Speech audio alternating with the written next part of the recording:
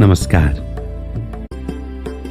विश्व शास्त्रमय शिरोमणि श्रीमद् भगवद गीता का 3रा अध्याय लेकर हम आपके बीच में फिर से उपस्थित हैं। अध्याय 3 कर्मयोग।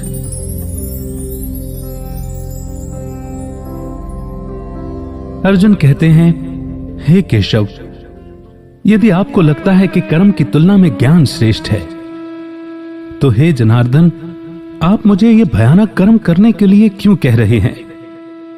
आप ज्ञान और कर्म दो अलग अलग बातों से मेरी समझ को भ्रमित कर रहे हैं। इसीलिए मुझे निश्चित रूप से बताएं कि कौन से पथ पर चलकर मैं सर्वश्रेष्ठ लक्ष्य को प्राप्त कर सकता हूं। यहां अर्जुन के जरिए हर इंसान की मनोस्थिति को दिखाया गया है कि जब उसका सामना किसी चुनौती से होता है या किसी ऐसी परिस्थिति से होता है जो उसके मन के मुताबिक नहीं होती, तो वो कैसे उससे भाग जाने की कोशिश करता है। चाहे उसे अलग अलग रास्ते दिखाए भी जाएं, लेकिन वो समझना नहीं चाहता और कर्म न करने का बहाना ढूंढने लगता है। श्री कृष्ण ने ज्ञान योग के बाद अर्जुन को कर्म योग के बारे में बताया। सुनने में ये दो अलग अलग बातें लग सकती हैं, लेकिन यही हमारी सबसे बड़ी भूल है, क्योंकि ये दोनों कहीं न कहीं जाकर साथ मिल जाते हैं।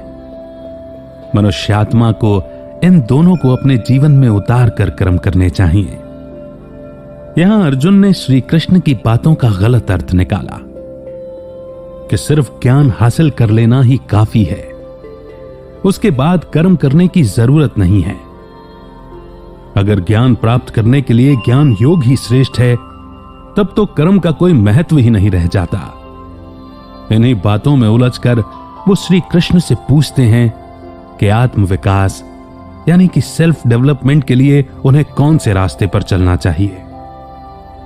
वे उनसे अनुरोध करते हैं कि वो उन्हें इन दोनों में से सिर्फ उस योग का ज्ञान दें जिससे उनके सारे भ्रम और दुख दूर हो जाएं और उनका कल्याण हो। श्री कृष्ण कहते हैं, हे निष्पाप अर्जुन, बहुत पूर्व ही मैंने दोनों योगों के बारे में बताया है, जिनमें ज्ञान योग और कर्म योग आते हैं। ज्ञान योग यानी इस शरीर और आत्मा के सच को जानना और अपने मन और इंद्रियों को काबू में कर उस भाव में टिक जाना कि मैं शरीर नहीं बल्कि आत्मा हूं। कर्म योग यानी जब कर्मों से मनुष्यात्मा की हर कामना, मोह और अहंकार हट जाए, तो वैसा कर्म कर्म योग बन जाता है। मनुष्यात्मा को कोई भी कर्म कर्ता के भाव से न करके खुद को एक निमित्त मानकर करना चाहिए, ताकि वो कर्म फल के बंधन में न बंधे। मनुष्यात्मा न तो कर्मों को आरंभ किए बिना कर्म फल से मुक्त हो सकता है और न ही उनका त्याग कर मुक्ति को पा सकता है। यह कहना कि ज्ञान योग और कर्म योग दो बिल्कुल अलग अलग बातें हैं, हमारी नासमझी को दिखाता है। क्योंकि अगर इंसान मुक्ति पाना चाहता है तो उसे इन दोनों को अपने अंदर उतारना होगा। बिना किसी स्वार्थ द्वारा किए गए कर्म हमारे मन में मौजूद कई मेंटल इंप्रेशन को मिटा देते हैं। ये इंप्रेशंस पुराने जन्मों के कर्म के कारण चित्त में बैठ जाते हैं, या ऐसा भी कह सकते हैं कि वो मनुष्यात्मा की एनर्जी फील्ड का हिस्सा बन जाते हैं। जब ये इंप्रेशन मिटने लगते हैं तो मन शुद्ध होकर सोचने विचारने के लिए तैयार हो जाता है। कर्म जैसा कि आम तौर पर समझा जाता है, उसका मतलब है इच्छा और उस इच्छा का परिणाम।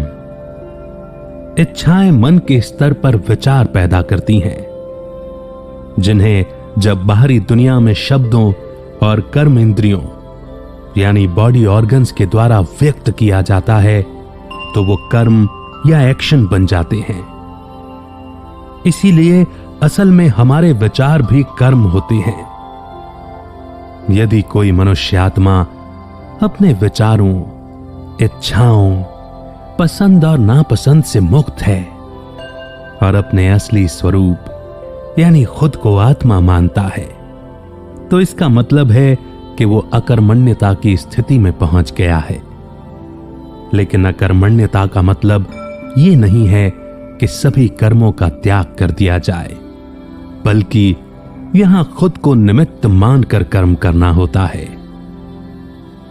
केवल कर्म का त्याग करना या जीवन से भाग जाने से मुक्ति नहीं मिल सकती, क्योंकि कुछ न करना भी एक तरह का कर्म होता है और उसके भी परिणाम मनुष्यात्मा को भोगने पड़ते हैं। इसके बजाय निस्वार्थ और समर्पित भाव से किए गए कर्म मन को शुद्ध करते हैं और शुद्ध मन उस ज्ञान को प्राप्त करने में मदद करता है जो कि परम आनंद का अनुभव कराता है। यह तो प्रकृति का नियम है कि हर कर्म अपने साथ कोई न कोई फल लेकर जरूर आता है और यही बंधन का कारण भी बनता है, जो मनुष्यात्मा को परमात्मा से एक होने में बाधा डालते हैं। इसीलिए कर्मों के त्याग की नहीं, बल्कि स्वार्थी इच्छाओं के त्याग की जरूरत है। तब ये वो अवस्था बन जाती है जहां मनुष्यात्मा को कोई चीज विचलित नहीं कर पाती, जिसे इच्छा मात्रम अविद्या कहा गया है।